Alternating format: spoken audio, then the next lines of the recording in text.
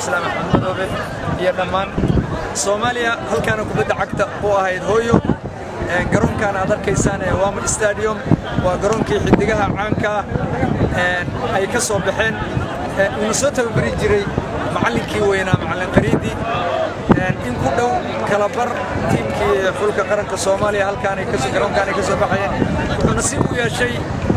كونيس iyo jaamacadaha garoonkii saddexaad oo la dhigo cawska macmilka inuu noqdo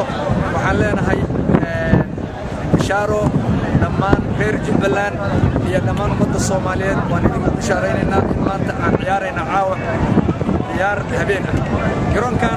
galabta waa lagu ciyaarayay caawana waa lagu ciyaaraya insha Allah wuxuu noqon doonaa mid joogto lagu ciyaaro caawa bilow waxaa bilaabi doona talaadada meelaha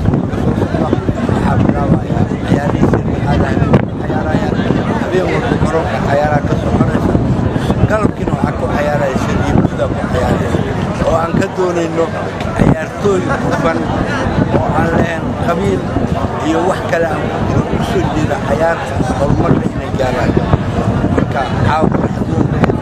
macallinkayga macallin Qariidi oo jooga inaan caawa kulno habeen